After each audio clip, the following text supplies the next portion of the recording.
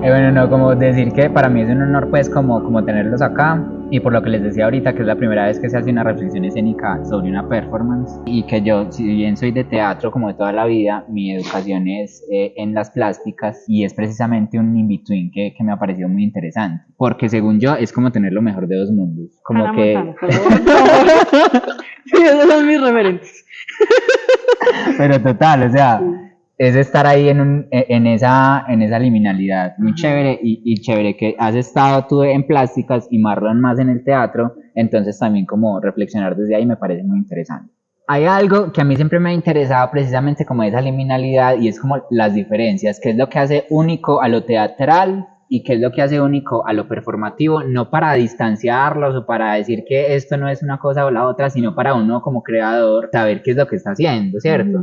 Porque digamos, uno cuando se pone a hacer una performance, o sea, o yo cuando lo hago, como que me pongo en un lugar de mí muy diferente a cuando asumo hacer una obra de teatro, por ejemplo. Son como dos lugares absolutamente distintos. Pues acá nos adelantamos un montón, pero yo nunca he sido de performance, o sea, yo no llegué ahí porque que sucediera era la única manera que podía hablar del tiempo, atravesándolo, ¿cierto? Yo no podía poner una pintura, que es algo que uno se encuentra y necesita de un segundo para, pues, no sé, 10, yo necesitaba usar el tiempo de las personas, entonces era algo escénico.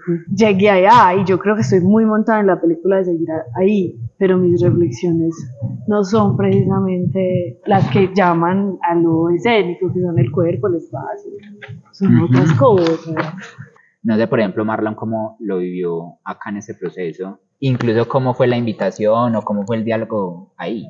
Bueno, pues somos un grupo de amigos que le gusta jugar. Y ahí pues como que formamos un vínculo grande y jugamos, siempre jugamos. Entonces pues yo creo que ellos se han acercado tanto a mi mundo como yo al de ellos. Y ha sido pues como una amistad bonita. La invitación es desde ahí, desde la amistad. Siempre ha sido desde ahí, desde ese juego. Y creo que eso es lo bonito de esta amistad porque jugamos y mientras jugamos hacemos arte. Literalmente la invitación fue como... Amigos, voy a sacar una oficina del tiempo. ¿Quién tiene tiempo? Esa fue la invitación. Y ver como el proceso de cada quien es muy bonito porque todos queremos estar. Es que yo no sé, eso es como un colectivo, pero... Que no se nos sea colectivo. No tiene nombre todavía. Para mí como espectador, no sé cómo lo pensarán ustedes. Tú eres un usuario. Cuando tú Usuario, llegaste, tú eras ok. un usuario de la oficina del tiempo. ¿Sí? Según yo, la intención es como preguntarnos precisamente como por la inutilidad o por el ocio, como en contraposición al contexto donde vivimos que todo tiene que ser productividad, todo tiene que ser útil, todo tiene que servir para algo, generar como esa brecha entre eso, que siempre estamos, ¿cierto? Y en contraposición entonces a eso se propone mirar el cielo. ¿Cómo llegas tú a esa imagen en específica de mirar el cielo y no a cualquier otra que pueda apelar y tener esa poética? Es raro. Y al inicio era como a nadie le pagan por mirar al cielo. Y lo tenemos todo el tiempo arriba. O sea, todo está a la mano de cualquier persona, ¿cierto? Es como sube la mirada, esa. Pero se nos olvida que tenemos ojos de poeta, se nos olvida que tenemos campanitas alrededor. Se vuelve muy cotidiano. En cambio, valoramos mucho lo que implica una transacción monetaria, ¿cierto? Como que de ahí nace todo este problema por el tiempo. Es como, entonces sí tenemos mucho tiempo cuando nos pagan por una ilustración o por hacer unos carteles, pero cuando es desde la pulsión, esa necesidad vital de mirar el cielo, que también nace pues como de mis búsquedas personales. Yo miraba el cielo con mi mamá cuando era niña y yo dejé de mirarlo. Pues era como que un día me di cuenta que yo había dejado de mirar el cielo porque mi mamá me lo había dejado de pedir. Era como, Nati, vamos a mirar el cielo. Tú ves el Instagram de mi mamá y son puros cielos. Allá sube y sube y sube el cielo. Me parecía muy teso, pues, como haber soltado algo que tenía tan a la mano. Entonces, como en esa reflexión de lo útil, lo inútil, del dinero y del tiempo, me devuelvo como a ver a quién le pagan por mirar el cielo.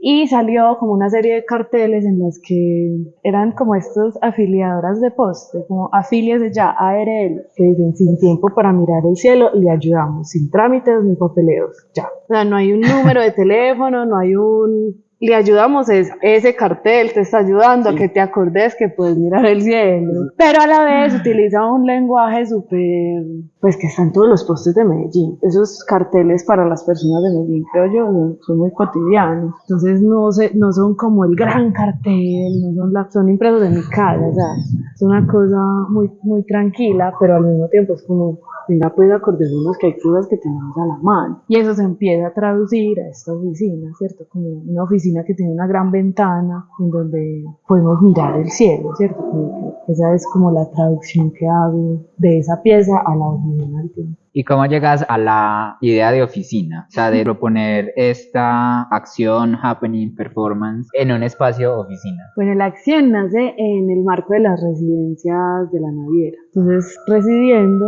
empecé a encontrarme con un edificio que había sido la sede de la Naviera colombiana, que eran oficinas. Pues estaba la oficina de la secretaria, la fotocopiadora y todo el mobiliario que uno ve en ese montaje de la oficina era de la Naviera. Como que me evocaba mucho eso de estamos en oficinas creando, era particular. Y también veo pues como ese intercambio monetario. Yo vendo mi tiempo en oficinas. Ese es el espacio en el que yo hago el intercambio por plata. Es como, mira, toma mi tiempo y dame tu plata. Y empiezo a pensar como en las notarías. Son tal vez una de las oficinas más aburridas posibles.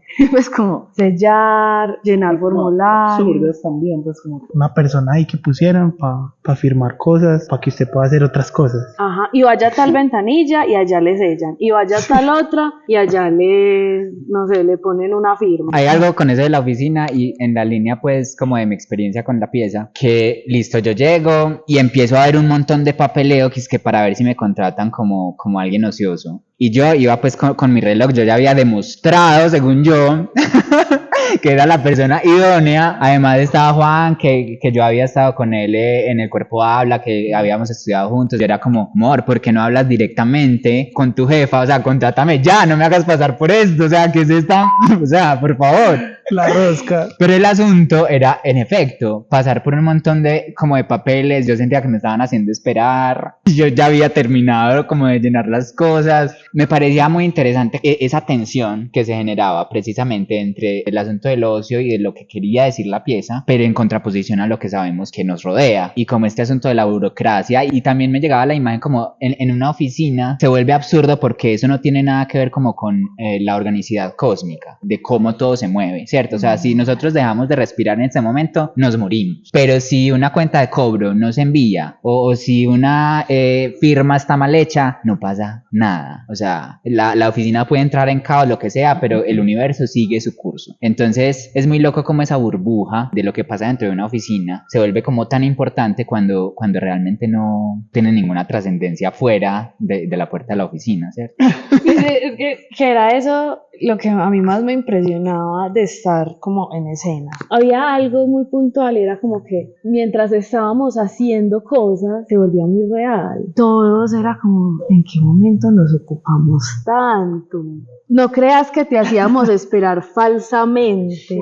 En ningún momento era impostado. Las cosas que implicaba cada trámite, pues como poner este sello, llevar esto allí, el protocolo era claro y de verdad lo seguíamos. No era como finjamos que tenés que esperar. No, teníamos que revisar ciertas evidencias, que si tuvieras pues como las cualidades para ser un ocioso experto. Teníamos que certificar, pues lo teníamos que hacer bien. Pues la verdad, yo ahí me di cuenta como que era muy bueno ocupándome, como que la vida me ha puesto en algunos trabajos de oficina. Y a veces uno cuando entra a esos trabajos de oficina, uno le dice, tienes que hacer esto. Ok, esto es muy fácil, tengo demasiado tiempo para hacerlo. Y cuando no tenga más que hacer, ¿qué hago? No, siempre hay mucho que hacer. Entonces, claro, uno entra en esa dinámica de la oficina y dice, ay, sí, tengo mucho que hacer. Por ejemplo, había un momento donde yo tenía como los turnos y entonces tenía que organizar también la oficina porque se me desorganizaba. Entonces los turnos estaban ahí y yo decía, bueno, ¿dónde pongo estos turnos que ya se ocuparon? Voy a organizar estos turnos como chuleándolos de que ya y los voy a poner acá y esto lo pongo acá y acá y acá. Y cuando me di cuenta se llenó la oficina, pero yo estaba terminando esta tarea y empezaban los otros protocolos y tenía que ir a hacer el tinto y tenía que ir a hacer esta otra cosa. Y de la nada empezaron a aparecer puras acciones y que era muy bueno en ellas. Pues como que yo me di cuenta como soy muy bueno ocupándome en estas cosas tan Eres raras. buen oficinista. Sí, y me dio mucha rabia. Tanto así que yo le nombré a Nati cuando salimos, porque yo entré en toda la marca de oficina, incluso pues como que le preguntaba cosas a ella, como a la persona que se le va a contratar entonces tiene que pagar ARL. Es un tema, ¿cierto? Es un tema que una vez es como, tengo que pagar esto y cómo lo pago y tengo que aprender a pagarlo y en qué momento lo pago y a quién se lo pago y por qué tengo que pagarlo y pues como que cuando uno entra en esa lógica uno es como, pero cuando uno ya está instalado en la lógica del adulto, uno dice, ah bueno, tengo que pagar esto, ¿por qué? No sé, en algún punto de mi vida entendí que debía pagarlo. Como que empiezan a aparecer esas cosas en la vida del adulto que siempre lo he reprochado, como ¿por qué están ahí? ¿Qué historias nos contamos nosotros los seres humanos para ponernos en tantas cosas? ¿Cierto? Pues como, ay, entonces me daba rabia. Entonces yo entré en esa lógica y le decía, hay que pagar la seguridad social. Y ella Yo colapsé. Y ella era la jefa. Yo era la funcionaria inútil. Éramos 3 cargos, pero el día que Marlon estuvo, preciso, estábamos los dos solos. Entonces éramos él y yo contra el mundo. Era más trabajo. Entonces Marlon tenía que hacer la función de 2, como yo era la jefa. Entonces yo hacía mi función. Mi función siempre fue, pues, que era como sellar, aprobar, revisar las evidencias. Hacíamos 2 trámites. Entonces tú entrabas a la oficina, recibías el turno, te sentabas y tenías que firmar la caracterización temporal y el permiso de utilización del tiempo. Con la caracterización temporal tú te caracterizabas como entendías el tiempo, ¿cierto? Entonces habían unas preguntas alrededor de el instante, de lo efímero, y la última era ¿cuántas veces has mirado el cielo hoy? Y la gente ponía 0. Mi papá, me acuerdo mucho, mi papá me dijo, hija, me di cuenta que no había mirado el cielo en todo el día. Y a él le dio como algo, le dio como... con tristeza, con física tristeza. Con el permiso de utilización del tiempo, lo que tú firmabas era la posibilidad de que yo usara tu tiempo.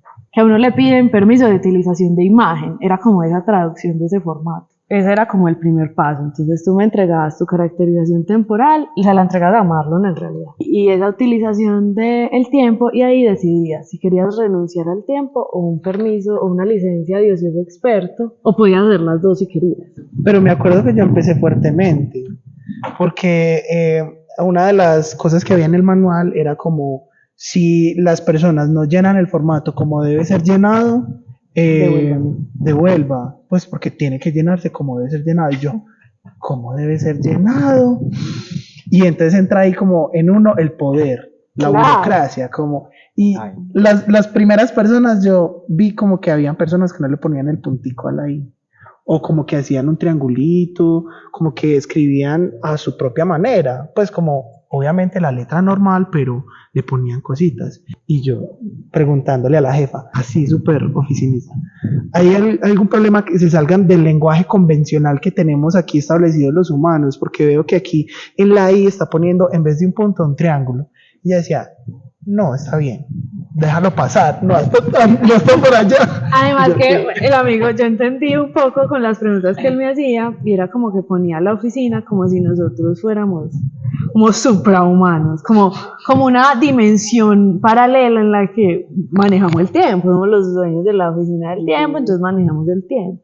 Porque las preguntas eran muy eso como de lo humano, sí, como si fuéramos otra cosa. Y es muy interesante porque yo sentí eso todo el tiempo en la oficina del tiempo, que era como una cosa muy burocrática que yo ni siquiera entendía qué era lo que me estaban diciendo. O sea, yo entendía que habían 2 líneas, pero yo no entendía de qué iban las 2 líneas. Y yo era como, yo sé que tienen que contratarme, pero no sé cuál es mi línea. Entonces yo, que Juan fue con el que más me relacioné, yo le dije por ahí 3 veces que me explicara bien lo de las líneas. Y al final casi que le digo, ¿por qué no me dice cuál? O sea, porque yo no entendía, cuál era el asunto. Y es muy loco porque, como les decía, yo estoy ahora trabajando en una oficina. Y por más que no sea supranada, pasan cosas igual de absurdas como lo del triangulito en la I. O sea, en estos días tuvimos que escanear unas hojas con unas firmas. Y resulta que una quedó un poquito más oscura. Y la devolvieron porque tenía que estar en el mismo tono de blanco de las demás. Sí, eso pasa un montón. Y yo quedé como, ¿what? O sea, ¿qué es esto tan absurdo? O sea, ya, Por favor, pongan los pies en la tierra, o sea, es como ya basta de estupideces. Literalmente es como uno se vuelve muy bueno cuando tiene un poco de poder en esos lugares, o la gente o el ser humano también se vuelve muy bueno en que todo sea como muy muy esquemático. Y si yo no tengo voluntad, vos no vas a ser contratado, o si yo no tengo voluntad, vos te vas a quedar ahí en esa silla, si tengo un mal día o algo. Por eso, estar en la oficina del tiempo para mí fueron como dos cosas. Darme cuenta que era muy bueno en eso, y el Marlon que está por fuera de eso, como que pelle. ¿Por qué no tiras las hojas y ya? ¿Qué pasa si el oficinista manda todo a la verga, como le dicen, ¿cierto? Pues como, ¿y qué pasa en los usuarios? Pensé un momento y creo que hubiera sido una buena acción. La verdad, yo creo que se muere por hacer eso. Pues igual también tendrá que ser muy vivencial, ¿cierto? En ese momento yo sentí eso. Lo que me hizo fue como entrar más. De hecho, cuando terminamos ese día, había unos chicos que se quedaron por fuera. ¿Cuál fue la conversación? Era como, pero pues, si es la oficina del tiempo, como que el tiempo pues igual es una invención humana. Y yo empecé a conversar con esta persona, y yo, sí, es una invención humana, pero las invenciones humanas tienen estructuras, y esas estructuras se tienen que respetar, y no sé qué, y ella como que sí, pues estamos como que ya cerrando, si quieren vienen mañana vamos a estar. No, pero pues igual ustedes están en el control del tiempo, porque no crean una franja más. No, pues no nos podemos salir de ahí, porque como que también muy ordenado el asunto. Entonces ahí es donde uno se da cuenta como que tanta burocracia puede crear. Con eso que dices, me detonas algo muy particular, y es como, dependiendo del rol en donde uno se ponga, hasta dónde puede llegar, ¿cierto? Cuando dicen que toda la humanidad está dentro de uno, o sea, dentro de uno está, no sé, la Madre Teresa, pero también está Hitler. Y en el teatro no se permite a veces mucho eso, y yo a veces he dicho, yo podría ser muy malo. O sea, yo podría ser realmente perverso, y a veces cuando me pongo así como que peleo con alguien y empiezo diálogos en mi cabeza, yo podría destruir la gente en 2, 3 palabras, ¿cierto? O sea, qué interesante como un contexto, un espacio, nos permite como ver aspectos de nosotros y de algún modo pues conocernos. Y hay otra parte pues que también es muy bonita. No solo está como esa, el que es muy bueno, el que se da cuenta pues también como que tanta burocracia hay que le da rabia, sino también el otro lado, porque a través de esa burocracia es que uno le hace ver al usuario, a la persona que está en el performance, que está esto, que realmente en serio sí necesitamos todo esto. O sea, como que hay que atravesar esa cosa maluca para que el usuario realmente se dé cuenta que hay que mirar el cielo, que a qué le estamos entregando el tiempo. Entonces es como una sensación muy agridulce. Es como cuando uno no siente lástima por el otro. Uno dice, yo soy el verdugo en este momento. Uno a veces es verdugo y otras veces es como lucecita y demás. Entonces siento como que eso pasa en la oficina del tiempo, como que me toca ser en este momento el burócrata para que ellos se den cuenta de que hay que mirar el cielo, y entonces es muy agridulce el asunto, pues para mí. Había algo, ese agridulce también está muy presente en los formatos, que nosotros éramos unas rocas, o sea, nosotros éramos tus notarios de confianza, canzones, era como, no, esto está rechazado por esta tontería. Pero las preguntas en los formatos eran como, ¿en qué cosa eres un ocioso experto, cierto? Habían personas que eran ociosas en hacer nada, que eran ociosos en sobar perritos y gaticos en la calle. ¿Vos qué pusiste? ¿No te acuerdas? Yo sé que yo me empeliculé porque como yo he tenido un proceso con o sea, el tiempo ha sido tema de mi proceso creativo durante muchos años. Entonces yo como que me regué ahí como hueputa, a mí me tienen que contratar. Además fue contratado y no quiso terminar el contrato, él se rindió. No, un momentico que acabamos de aclarar eso. Acabamos de aclarar eso ahorita porque hay una postura política detrás de eso. De yo no haber... Pues yo quiero saberla. A ver, yo quiero la anécdota. O sea, a mí me atravesó tanto la experiencia que tuve ahí, desde que no me iban a ver a entrar hasta la burocracia y no entender, porque yo salí con mi contrato, salí con el carnet, pero yo no sabía muy bien qué era lo que me habían contratado, pero estaba muy emocionado. O sea, me parecía demasiado lindo y demasiado poético el hecho de lo que se estaba proponiendo ahí. Y luego todo lo que empieza a pasar, digamos, con los amics que se interesan y que yo lo hago Al otro día envío los registros y ya, entonces yo tengo que confesar que yo no había entendido que era solo media hora, o sea, yo tenía la duda, yo no estaba seguro si era solo media hora o era todos los días media hora. Y no había un interés por el asunto económico, o sea, pues son 2.800 pesos, pero era más como, o sea, yo siento que lo que se rompió en mí cuando me di cuenta que tenía que enviar la cuenta de cobro al otro día, era el poco tiempo que tenía la experiencia. Por ende, el poco tiempo que yo tenía para jugar con eso, porque a mí me hubiera encantado expandirme, no sé, al mes posterior yo todavía estar chimbeando en Instagram, miren mi registro de hoy. Cuando pasa esto, cuando pongo los pies en la tierra y digo, ya se acabó, yo entré en una pequeña crisis. O sea, yo eso lo decidí pues mucho tiempo después. Pero yo dije, no, yo no voy a enviar eso. O sea, yo no voy a cobrar, primero, por ese gesto que es tan vital para mí. Y segundo, me niego a cerrarlo. Sí, porque enviar la cuenta de cobro era realmente cerrarlo. Entonces, ahí está mi postura política de por qué no terminé el asunto burocrático. Porque al fin y al cabo, cuando tú vendes tu tiempo y vendes tu energía y vendes tu vitalidad, estás siendo parte de lo que te está proponiendo, digamos, la cultura. Y yo creo que la idea como artistas y como seres humanos es preguntarnos por cómo podemos jugar con eso sin estar completamente dentro de eso. Yo siento que es que los performance o como todo ese mundo de la acción vital o performance happening, como que tienen un clic. O sea, como que está la estructura y de pronto la estructura te devuelve algo, tanto al participante como a los espectadores o bueno, las personas que se acercan al performance, como que hay algo que devuelve la vida y es muy mágico, y eso que vos viviste es como sí, esa devolución, pues es como muy preciso, es como la vida hablando o el arte hablando, no sé qué será. Me acuerdo mucho de un performance de una compañera de la U que era sobre su afro, ¿cierto? Y ella tenía unos carbones y llegó un momento en el que decía, soy negra, y se empezó a llenar, ¿cierto? Y terminó supuestamente el performance. Cuando se fue a bañar tenía heridas del carbón y siento que eso también fue como la devolución de, bueno, ¿qué significa? Y ahora en este momento es como, ¿qué significó para ti ese momento, ¿cierto? No todos lo comparten, pero creo que deben haber muchos clics siempre que hay una performance y eso me parece lo más bonito de todo. Con el asunto de esto que mencionaban ahorita, de listo, hay una rigurosidad, con ya se acabó la hora, pues yo llegué a las 6 o 6:01 y era hasta las 6. Yo agradezco enormemente que me hayan recibido, porque si no yo hubiera hecho un pequeño escandalito. Yo dije, yo voy a ir por las buenas, voy a mostrar mi reloj patafísico, pero yo soy de esos usuarios muy fastidiosos en la EPS, en cualquier parte, donde a mí me tienen que explicar. Y obviamente la pregunta era, ¿cómo así que llegué tarde a la oficina del tiempo? Y a mí no me iban a salir con cualquier respuesta, pues como burocrática, qué pesar, o sea... Es embalar.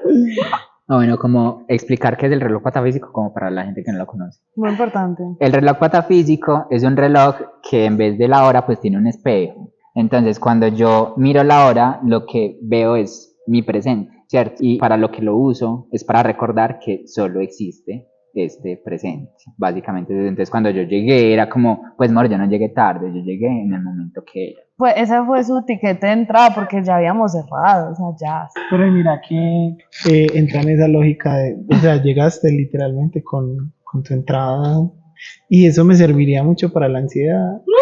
El exceso de futuro. Yo me encontré primero como con una de las chicas y entonces ella me dijo, ok, vamos a mirar, ya vemos evidentemente, eres un caso especial, yo no sé qué me dijo, pero entonces activó el protocolo, o sea, ella no fue podía donde tomar la decisión. como que toda una cosa y ya luego sí me dejaron pasar, yo estaba igual indignada.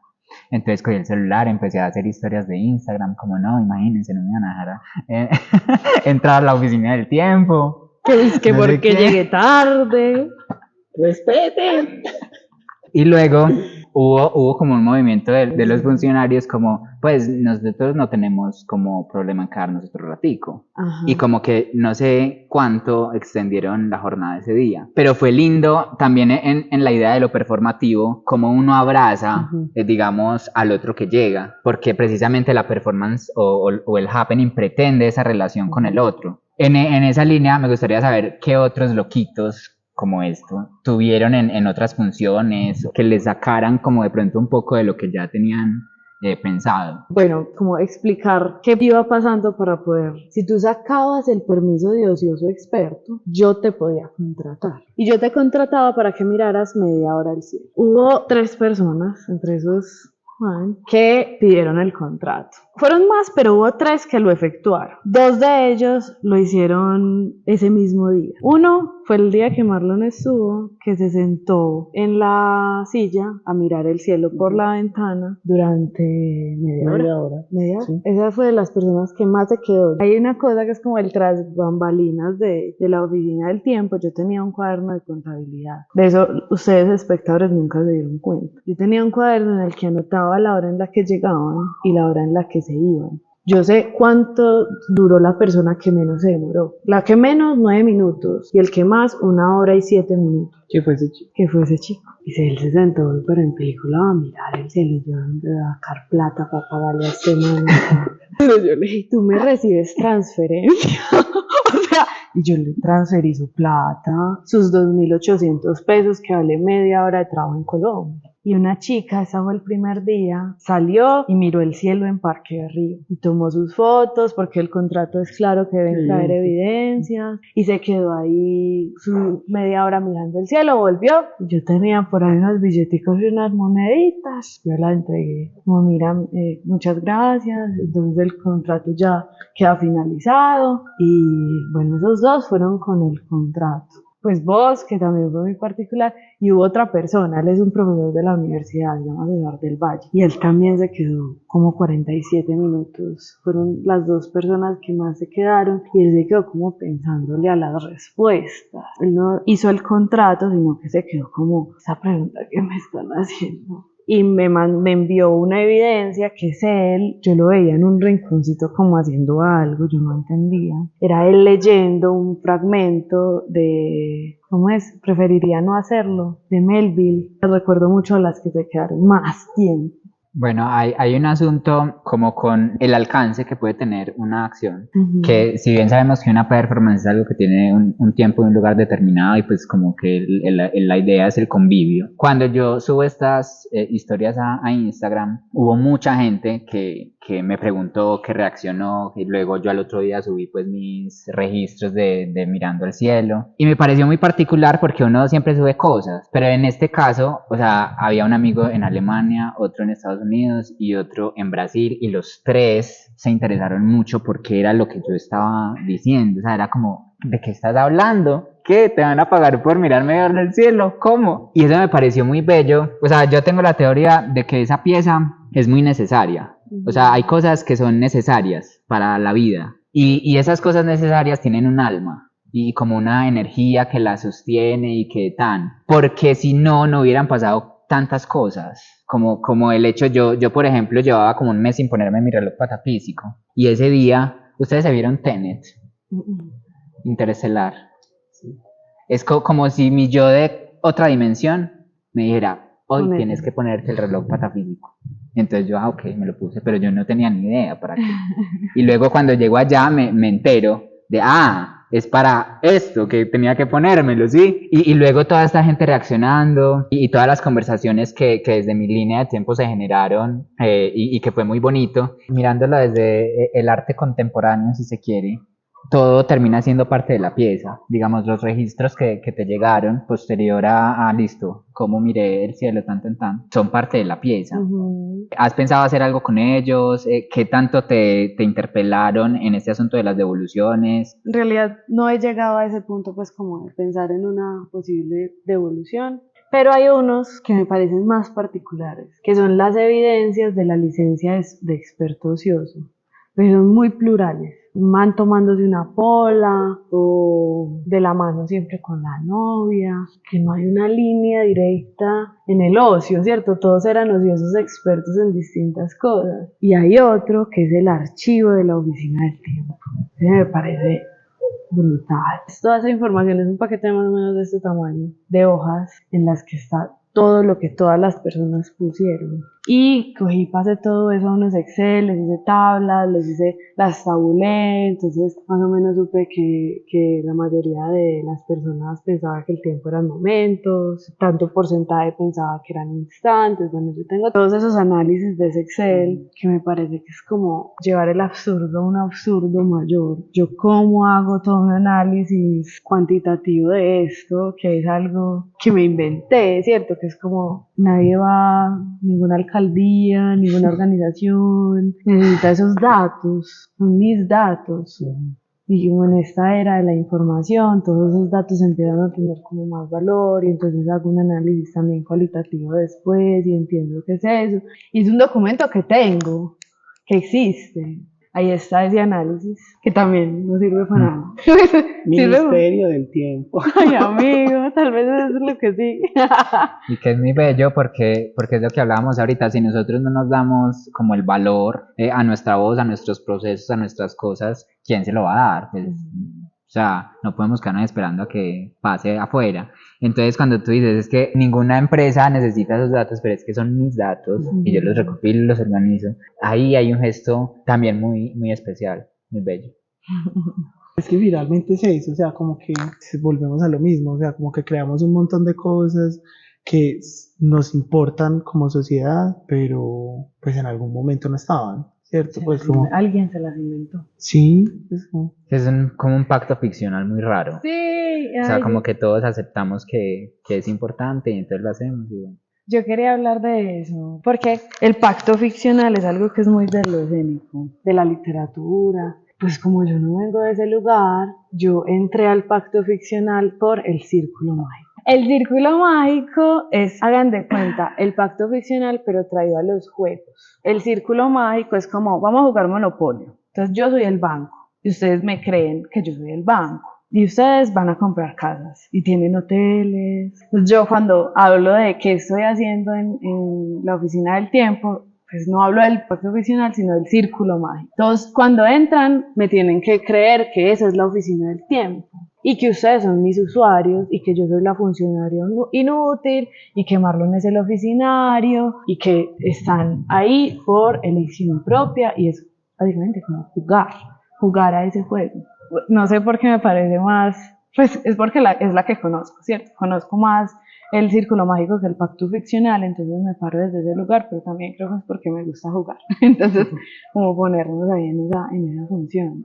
Me parece hermoso eso que dices porque además entiendo algo muy profundo en mí y es, yo entro muy fácilmente en las propuestas, digamos en esta propuesta entré de una y yo ya estaba en modo performance y como así que tan, pero es porque yo tengo como unas ansias de ese círculo mágico todo el tiempo. Entonces, ahora a los 30, con 2, 3 amigos nos hemos dado a la tarea de jugar. O sea, como que nos compramos un Monopoly, y luego por allá otro amigo tenía un Rix, no sé qué. ¿Qué me pasa a mí particularmente? Que yo me enojo. Porque, ¿cómo así? ¿Qué tal cosa? O sea, pero no es, o sea, es un asunto real que de hecho en estos días la Amix era como, Medrano, es un juego. Y yo, no me importa, o sea, no me importa que sea un juego, o sea, para mí es real mientras lo vivo. Y eso es lo que yo creo que pasa con los niños. Los niños no están ficcionando que están jugando. Los niños están viviendo dentro de ese círculo mágico, como tú lo estás nombrando. Ellos están viviendo. Y a mí me pasa eso y es muy lindo como, claro, o sea, como que entiendo, oh, eso fue lo que quizás también se rompió después cuando, ya no podemos seguir jugando. Porque La entraron, ya la entraron. entré a tomar agua y me entraron. Además, ni se despidió. Porque además la sensación era como yo podría seguir mirando el cielo, Sí. pero es que es como si te echaran del trabajo y tú siguieras yendo. O sea, qué raro. O sea, como, what the fuck. O sea, como que ya no hay un asunto ahí como de se rompe el pacto. O sea, como que ya uno no quiere jugar solo, pues uno quiere jugar es con el otro. Claro. Y no creas que yo, pues como que pensando en este momento extraño de sustentar esta tesis, yo en algún punto dije, le voy a hablar a este man para ver si hacemos como esta misión de mirar el cielo más días, a ver qué pasa. Pero mira, no me comprometo, tengo un mes. para sustentar esta tesis. Pero tal vez más adelante podríamos pensar en otros juegos posibles. Sí, a mí esa misión de mirar el cielo me pareció muy poética, ¿cierto? Ah, bueno, porque pasa algo con el cartel del que hablaba antes, que pone al otro en situación, ¿cierto? Pone al otro como, ay, me metieron en el círculo mágico sin darme cuenta, subo la mirada y veo el cielo. Y he pensado en uno y es como, en venta, tiempo, no lotes. Pues es como, imagínense un cartel de lotes en venta, pero no, el tiempo con un celular y que ahí sí, al momento de escribir el celular hayan como una serie de instrucciones o algo que los permita también ponerse en situación. No sé, hay muchas posibilidades ahí de jugar. Yo tengo una pregunta del reloj. Y es como que tú te lo inventaste. Yo entiendo que la patafísica es algo que existe, pues no sé mucho de ella. Sí. Ajá, pero eso hay más gente que los tiene o es tuyo. A ver, la patafísica, así brevemente, es la ciencia de las soluciones imaginarias. Entonces, como yo he trabajado el tiempo a nivel plástico y tal, ha sido un tema pues que me movilizaba mucho en algún momento de la vida. Yo no me acuerdo cómo llegué a esta materialización. De hecho, este no es el primer reloj patafísico, sino que había otro que luego un compa de la U me lo pidió como quiero tenerlo en mi... Como que él quería hacer una especie de compilado de obras. Su galería personal me pidió el primer reloj patafísico y yo se lo obsequié. Posteriormente yo seguía sintiendo la necesidad de tener uno, después de verme tener esa película que les decía ahorita, que es un asunto del tiempo, es muy loca. Yo me vi esa película y dije, necesito otra vez mi reloj patafísico, entonces volví a materializar este. Si es un asunto pues como que surgió de acá, supongo que en algún lugar del mundo puede haber otra persona que lo tiene. De hecho, ya me acordé de dónde salió, en mi casa siempre había un reloj en la sala, que era un espejo. Y siempre la gente que llegaba tenía que preguntar la hora porque no sabían leerlo, porque no tenía, o sea, sí tenía los palitos, pero no tenía los números. Y a mí ese reloj me marcó la existencia, o sea, desde que yo tengo conciencia conozco ese reloj. Y yo siento que es lo que hablamos del juego, de jugar a la vida. Entonces, como todo el tiempo podemos performar, porque para mí en esa idea del anhelo de estar dentro de cualquier círculo mágico, se me hace muy pocos los espacios de juego que tenemos en esta sociedad. Entonces, esto yo creo que es un grito de yo quiero jugar más. Sí. Y entonces me lo pongo el día que quiero jugar, porque sé que va a generar cosas. En este momento de mi vida, como que resuena un poco como con el círculo mágico, un poco esta patafísica, ¿cierto? Como qué tan importante es que uno pueda ponerle el nombre que sea, ritualizar, performar, realmente hackear la mente para uno o ir a los conceptos que uno cree valiosos de la vida. Pues como que en este momento yo, o sea, estoy como en esa búsqueda como de, bueno, ¿qué me mueve? ¿Qué me moviliza? ¿Qué me saca de esos vicios y de la rutina que nos contamos a nosotros mismos? Pues como con esto, con el tiempo mismo, con el trabajo, que la vida del adulto, que hay que pagar esto, que uno entra, ¿cierto? Uno entra en esa lógica, pero uno a veces está como, esto es la vida, no, esto no es la vida, ¿esto qué es? ¿Esto? ¿Y dónde soy yo? Y creo que es muy necesario como ese juego, ese círculo mágico, ese performance, ese cómo lo integro yo a la vida.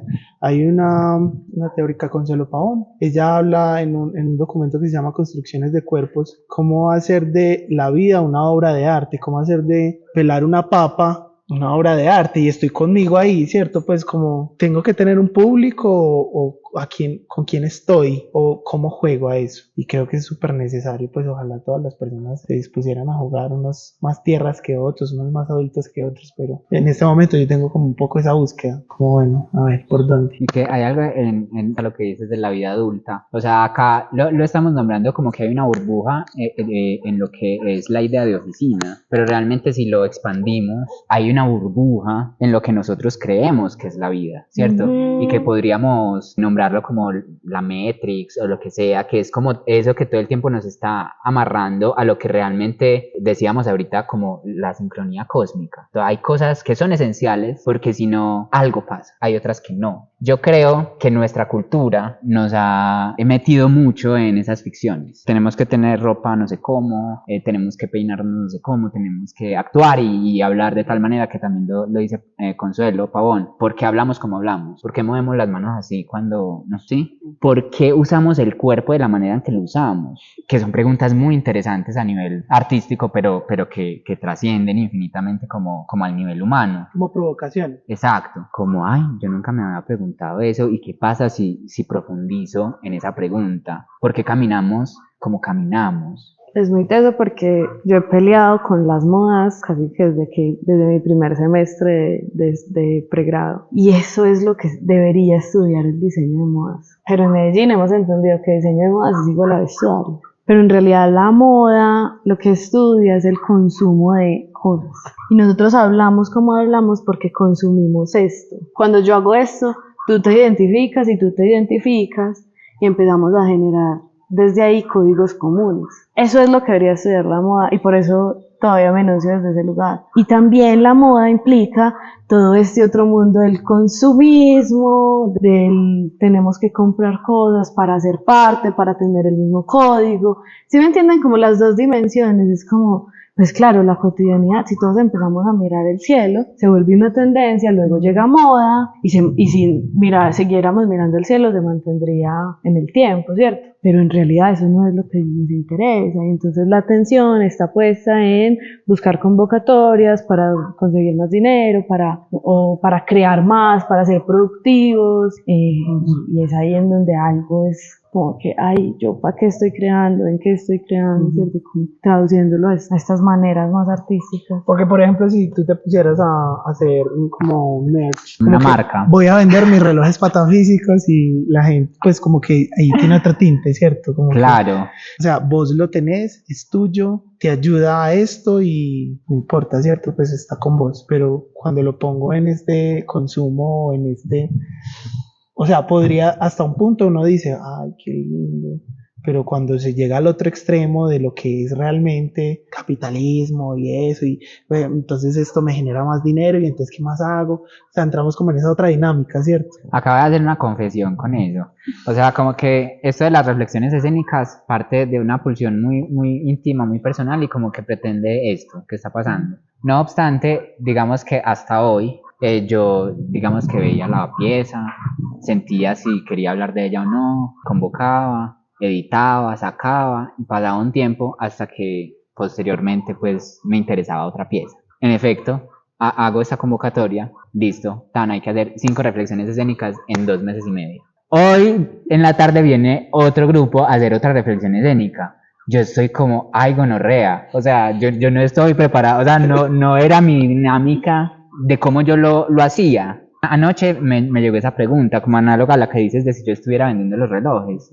O sea, ¿hasta qué punto? O sea, a mí me encanta poder tener el dinero y eso me va a dar el tiempo y tan para poder hacer lo que de algún modo surge de una pulsión personal. Pero ¿hasta qué punto uno puede cuidar que esto no se malogre por esa otra vertiente de cosa que llega? ¿Cierto? Yo creo que puede haber como una línea divisoria. Por ejemplo, cuando el Amix me pide el otro, yo sé que para él era importante y yo no se lo vendí, ¿sí? O sea, ahí hay algo que hay un vínculo diferente a que si yo saco 100 y los vendo. Como hasta qué punto, y es una buena, pues me parece lindo como reflexión para los que nos vean y para nosotros, como pensarnos eso, porque no es pelear con un lado ni con el otro. O sea, no es como, no, yo tengo mis cositas acá y yo no, pero tampoco es voy a ir a vender todo lo que soy. O sea, hasta qué punto jugamos, precisamente. Digamos, un pie en la Matrix y otro pie en lo real que nos convoca como seres humanos. No, y ahí hay como también un tinte como de la dignidad de lo que uno hace, ¿cierto? Dignidad pues como económica y demás. Y también está el otro tinte de hasta dónde soy real con lo que estoy haciendo. Consecuente. Eso.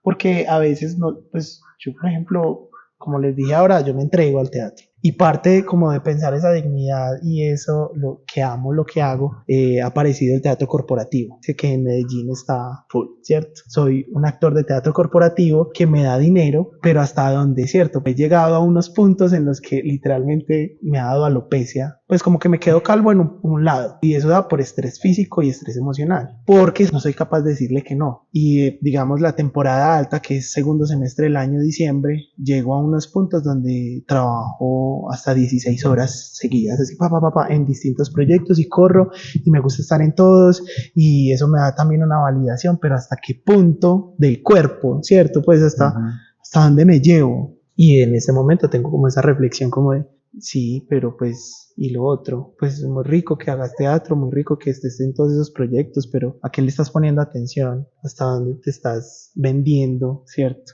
Sí, es una gran reflexión, entender ese equilibrio, ¿cierto? Hasta dónde estoy siendo real o consecuente. Que Marlon me habla a veces de su mamá. Pues como que para las mamás siempre es raro entender que uno es artista. Como que se montó en ese carro en el que uno muchas veces es desde la pulsión que lo hace, no desde la búsqueda del dinero, sino como hacer favores. Pues como yo quiero jugar también a ese juego, invíteme por favor a jugar a ese juego. Y no es como hacer favores, sino como poder crear con el otro, ¿cierto? Sí. Como montarse también en esa película que el otro está que es como chévere, entonces como también voy y me monto, que eso también le da dignidad de una u otra manera. Y ahorita que subíamos, le contaba que mi madre me decía, ¿para dónde vas ya hoy? Porque yo siempre estoy por fuera y haciendo cosas y demás. Yo, mami, voy para Santa Elena con una amiga, vamos a hablar de su proyecto, pues como de una obra que tiene y donde yo estuve, ¿cierto? Ah, vas a ir a hacer un favor. Y yo, mami, yo creo que la vida se trata de hacer favores, ¿cierto? Pues como que, y estoy ahí, pues como que tú lo nombras desde ahí, pero yo lo nombro desde otro lugar. Cuando le dije, la vida se trata de hacer favores, ella como, ay, hijo, todos los días me enseñas cosas que ni siquiera tú te das cuenta. Y yo como, ¿qué? Y en mi habitación hay un cartel de, ¿cómo es? De la persona perezosa que siempre soñas. Y es en blanco, así, ¡pra! Y abajito está esa. Y mi mamá veía el cartel y decía, hijo, ¿cómo así que perezoso? ¿Usted sueña con ser perezoso? Y yo, mami, a veces sí lo sueño. Y yo creo que tú también a veces lo sueñas. Que hemos hablado pues también como de, ella me dice, estoy muy cansada del trabajo, no sé qué. Y yo, bueno, entonces... Porque también lo ve desde otro lugar, ¿cierto? Como, no, hay que pararse en la vida y trabajar y no sé qué. Esas historias que nos contamos, entonces, también como uno mete a su círculo, a su familia en este cuento, indudablemente ellos se permean. Mira a tu papá, por ejemplo. Que no había mirado el cielo ni una sola vez. Y es también un poco, es el juego de la oficina. Como, ¿dónde pones tu atención? ¿En estas oficinas, notarios extraños? ¿O miramos arriba un ratito? Gastate 3 miradas al cielo al día. Qué lindo, pues como ya para ir cerrando, ese asunto de hacer los favores y lo que hablamos ahorita de la inutilidad. O sea, no todo tiene que tener una contraprestación, por lo menos no obvia o directa. O sea, muy seguramente la sincronía cósmica, cuando tú haces un favor, eso va sí o sí a regresar de algún modo, pero no es como algo tangible, ¿cierto? Pero qué lindo cuando, o sea, yo siento que esas acciones que no tienen algo tan concreto, como por ejemplo, voy a recibir los 2.800 por esto, ahí se dignifica, que es lo que decías tú ahorita, sí. Es como la contraprestación poética. Sí, bueno, eso define muy bien como el colectivo. Nos damos contraprestación poética. Sí, es un vínculo de contraprestación poética a término indefinido. Bueno. Me gustó. Bueno, muchas gracias, chiques, por venir, por su tiempo y por esa pieza. Qué bueno que tuviste tiempo. Qué bueno que tuviste tiempo. Bye. Hasta luego.